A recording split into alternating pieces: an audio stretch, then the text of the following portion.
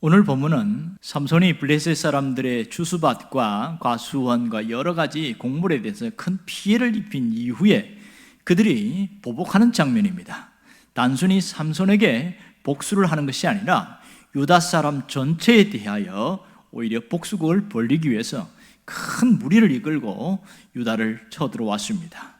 이에 깜짝 놀란 유다 사람들의 3,000명이 일어나서 도대체 이게 무슨 일인가? 무슨 잘못이 있어서 우리에게 이렇게 하느냐 하는 그런 오가는 대목 속에서 결국은 삼손을 결박하여 넘겨주는 그런 것이 오늘 본문의 내용입니다. 근데 오늘 본문에 보면 특이한 단어가 나옵니다. 그 단어는 어찌하여, 이것은 부정적인 뜻인데 10절에 보면 너희가 어찌하여 올라와서 우리를 치느냐 이렇게 이야기합니다. 이 말은 유다 사람들이 블레셋에 향하여 하는 말입니다. 그러니까 블레셋이 유다를 치기 위해서 왔을 때 무슨 우리가 잘못을 했길래 우리를 치려고 하느냐, 그런 얘기가 되겠지요. 그 다음 11절은 똑같은 말이 나옵니다. 내가 어찌하여 우리에게 이같이 행하였느냐 이렇게 말합니다. 내가 어찌하여 우리에게 이같이 행하였느냐, 지금 유다 사람들이 삼손에게 하는 말입니다. 그러니까 유다 사람들은 삼손을 책망하고 있는데 지금 블레셋 사람들에게 별 문제 없이 잘 지내고 있는데 왜 그 사람들의 잠자는 코트를 건드려서 이렇게 우리를 힘들게 하느냐, 이렇게 얘기하는 것 같습니다. 이 유다 사람들에 대해서 삼손은 이렇게 말합니다. 그들이 내게 행한 대로 나도 그들에게 행하였습니다, 이렇게 말합니다. 이 말은 민족 전체에 피해를 입게 한 적은 없다는 거지요. 순전히 개인적인 복수라는 겁니다. 그들이 나에게 억울한 일을 행했기 때문에 내가 그들에게 개인적인 복수를 행했다, 이렇게 이야기를 하고 있습니다. 그런데 특이한 것은 이렇게 말함에도 불구하고 유다 사람들의 행동입니다. 유다 사람들이 삼손을 결박해서 블레셋에 넘겨주려고 하는 모습이 나타납니다. 그것이 12절에 나오지요. 그들이 삼손에게 이르되 우리가 너를 결박하여 블레셋 사람의 손에 넘겨주려고 내려왔노라. 이게 무슨 말입니까? 아니, 같은 동족인데 오히려 더 보호해줘야 되고 더 감싸줘야 되는데 오히려 적군처럼 취급하고 있는 이 유다 사람들의 모습이 정말 이해가 되지 않습니다. 아니, 유다 사람들은 지금 블레셋과 싸워야 되는데 왜 삼손을 결박해서 이 블레셋 사람들에게 넘겨주려고 했던 것일까요? 도대체 이게 무슨 일입니까? 오늘 여기서 이 사람들의 모습에 주목해 볼 필요가 있습니다. 그들은 삼손을 자신의 구원자로 본 것이 아니라 오히려 해를 끼치는 적군을 본 것입니다. 그들은 아군이 아니라 적군으로 생각하는 그런 정말 잘못된 생각을 하고 있었습니다. 지금 유다 사람들은 블레셋의 지배를 상당히 즐기고 있었고 블레셋의 지배 속에서 그저 편안하게 있었습니다. 사실은 편한 게 아닌데 그저 편한 것처럼 위장된 평안 속에 살고 있었다고 볼 수 있는 것이지요. 지금 이 유다 사람들의 모습은 정말 이해가 되지 않습니다. 왜 이렇게 했을까요? 오늘 이들의 모습 속에서 우리가 알 수 있는 게 뭐죠? 지금 이 유다 사람들 속에 있는 심각한 문제가 있습니다. 그것은 죄의 지속성입니다. 죄가 지속되면 죄 속에 안주하게 된다는 것을 이 유다 사람들의 모습 속에서 보여주고 있습니다. 여러분, 죄가 계속되면 죄의 안주에서 결국은 저희 고통도 모르고 하나님께서 징계를 내리셔도 그게 하나님의 징계인 줄 모른다는 겁니다. 죄가 계속되면 죄의 종이 될 수밖에 없는 것이지요. 그래서 죄가 고통스럽지도 않고 오히려 죄 속에서 편한 것처럼 그렇게 느끼고 있다는 겁니다. 무엇을 말하고 있습니까? 죄에 대한 무감각성이죠. 감각이 떨어졌다는 거예요. 아무런 감각이 없어진 이 심각성을 오늘 보고 있습니다. 또 하나는 이들의 모습을 보면 삼손과 동역하지 않는 이스라엘의 모습이 정말 안타깝습니다. 삼손과 함께 동역을 했더라면 이 블레셋이 아무리 강하다 할지라도 능히 물리칠 수 있을 텐데 이들은 동역하지 않았다는 것이 문제입니다. 반면에 삼손의 부족한 리더십도 문제가 되어집니다. 삼손이 자신을 낮추고 이 유다 사람들하고 동역하려고 하는 그런 자세를 취했다면 그런 고독한 솔로의 인생을 살지 않아도 되었을 거라 생각됩니다. 하나님이 원하시는 게 무엇이었을까요? 솔로가 아니라 연합을 원하셨습니다. 하나님은 초라한 솔로가 아니라 화려한 연합으로 그렇게 일하기를 원하시는 것이죠. 지금도 하나님은 우리가 그렇게 나와 다르지만 함께 연합하는 자가 되기를 원하고 있습니다. 우리의 현실을 보면 마치 어떤 사람들은 유다 사람들처럼 그렇게 지금도 유다 사람 같은 처세가 필요하다고 생각하면서 사람들이 있습니다. 종종 이런 사람들은 가치 판단의 기준이 우리와 좀 다른 면이 상당히 많습니다. 그들의 관심사는 뭐냐면 자신의 삶에 득이 되는가 아니면 실이 되는가, 이것이 가치 판단의 기준이 되는 경우가 굉장히 많습니다. 신앙적으로서 이것이 문제가 있음에도 불구하고 자신에게 득이 되면 연합을 하고 자신에게 이게 득이 되지 않으면 배척하는 경우입니다. 신앙적으로는 정말 맞는데도 불구하고 내게 손해가 되면 멀리하는, 이것이 유다 사람들의 모습입니다. 오늘 신앙인들 중에서도 이러한 사람들이 종종 나타나고 있습니다. 그것은 올바른 모습이 될 수가 없는 것이죠. 왜 이런 일이 생겼을까요? 영적인 무감각증, 또 영적인 포만감 때문에 그렇습니다. 정말 심각한 문제는 영적인 포만감에 빠지지 않도록 해야 되는데 많은 사람들이 영적인 포만감에 빠져서 헤어나오지를 못하고 있는 경우가 굉장히 많습니다. 여러분, 영적인 포만감이 무엇입니까? 배가 부르다는 것이지요. 우리가 먹을 때 위가 작은 사람은 먹으면 금방 배가 찹니다. 그래서 배가 불러서 더 이상 먹지를 못해요. 이거 영적인 면에서도 마찬가지죠. 조금만 은혜 받으면 그것이 포만감으로 나타나서 배가 부릅니다. 자, 이렇게 배부른 것이 나쁜 것이냐? 아니지요. 배부른 것은 좋은 것이지만 그것이 문제가 되는 경우가 있습니다. 더 이상 하나님에 대한 사모함이나 영적인 일에 대하여 필요 없다는 생각으로 사로잡히게 되어집니다. 이게 문제지요. 우리에게 필요한 게 뭘까요? 영적인 용량을 키워나가는 게 대단히 중요합니다. 영적인 사이즈를 키우는 게 굉장히 중요해요. 여러분, 그 유명한 유튜버들 중에서 먹방으로 갖고 돈을 버는 사람들이 있습니다. 그 중에 아주 유명한 한 사람이 있는데 입 짧은 햇님이라는 분이 있습니다. 이분은 먹는 게 굉장히 대단해요. 한번 보면 유튜브에도 종종 나타나고 놀라운 토요일이라는 TV에서도 나타나고 있는데 그분은 뭐 피자 한 판, 그 다음에 켄터키 치킨, 후라이드 뭐 이런 것들 또 2마리, 그리고 밥 뭐 이렇게 볶음밥도 이렇게 한 2, 3인분, 그리고 떡볶이 한 2, 3인분, 뭐 그리고도 또 뭐 여러 가지 또 간식거리를 먹고 뭐 어떻게 그렇게 먹는지 모르겠어요. 남들이 하지 못하는 만큼 이분은 용량이 굉장히 큰 것 같아요. 남들보다 한 4, 5인분을 먹어도 그래도 괜찮은가 봐요. 그 다음에 또 유튜브로 먹방을 또 찍고 하는 거 보면 그분은 먹는 것의 용량, 사이즈가 크기 때문에 감당할 수 있는 것이지요. 여러분, 영적인 경우도 마찬가지입니다. 영적인 용량이 작으면 쉽게 포만감을 느낍니다. 쉽게 포만감을 느끼면 무슨 문제가 생기냐면 그것이 자기 만족과 교만으로 연결된다는 게 문제입니다.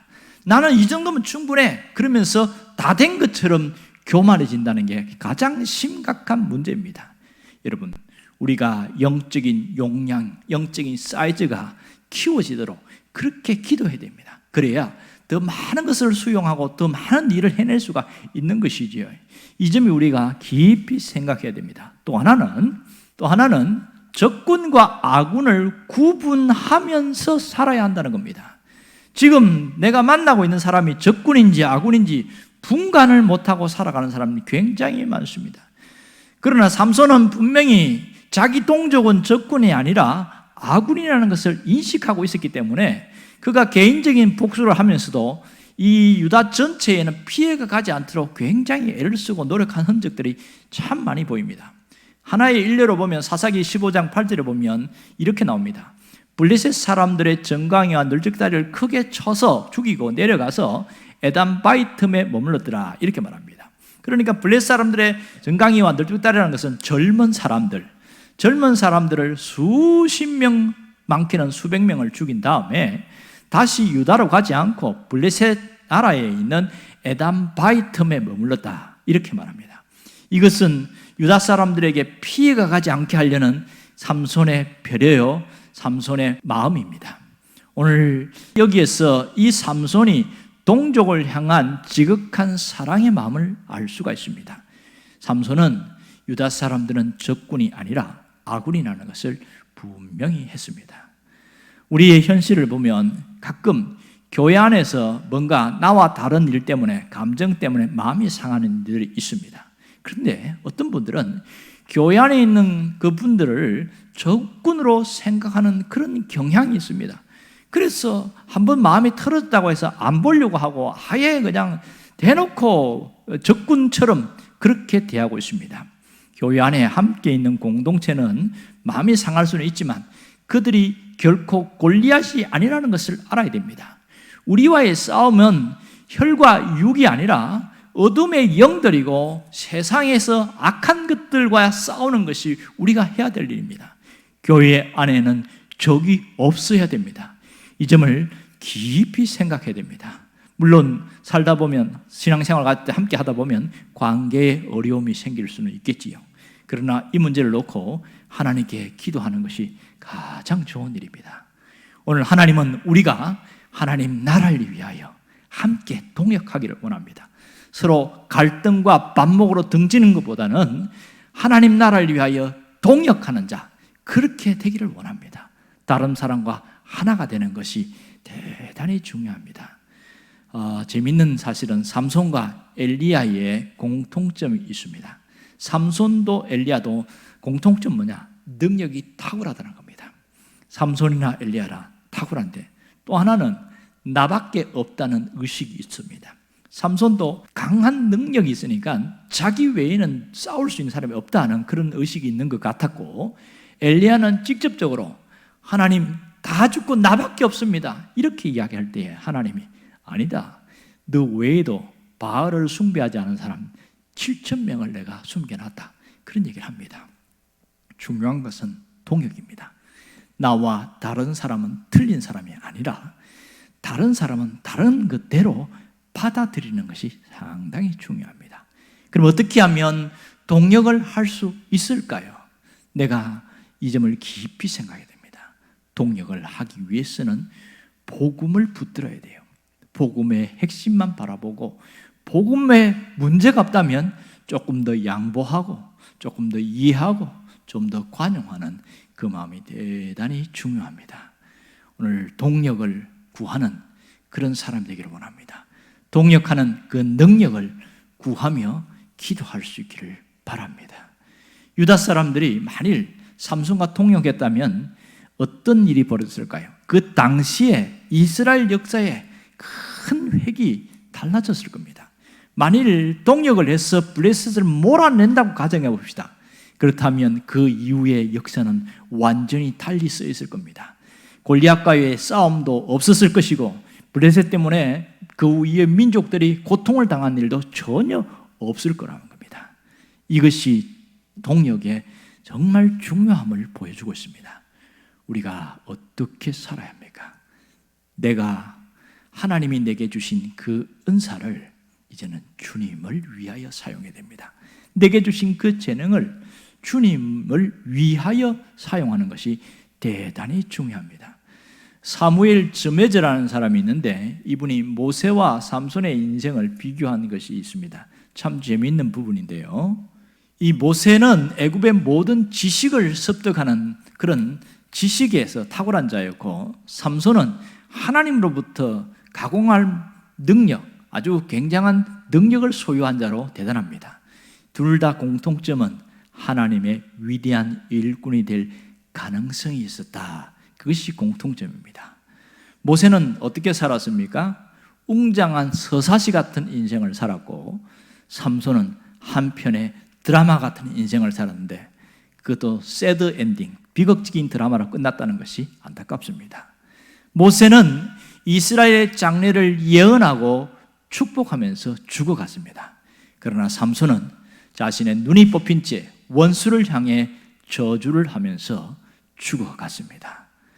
모세는 120년을 살면서 민족을 온갖 고난 속에서 주님의 길로 이끈 사람입니다. 그러나 삼손은 그 짧은 삶조차도 피비린내 나는 복수의 싸움으로 끝을 맺었습니다. 오늘 이 두 사람의 인생 대조적인 인생은 왜 차이가 날까요? 능력의 차이입니까? 은사의 차이입니까? 무엇이 문제입니까? 똑같은 능력을 받았지만 똑같이 충성한 것은 아니었습니다. 똑같은 은사를 받았지만 똑같이 은사를 사용하지는 않았습니다. 받은 은사도 중요하지만 은사의 활용이 더 중요합니다. 오늘 우리가 이제 기도가 달라져야 됩니다. 하나님, 내게 능력을 주세요.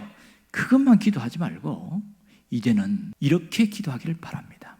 내게 부어주신 능력을 잘 사용할 수 있도록 은혜를 달라고 기도해야 됩니다.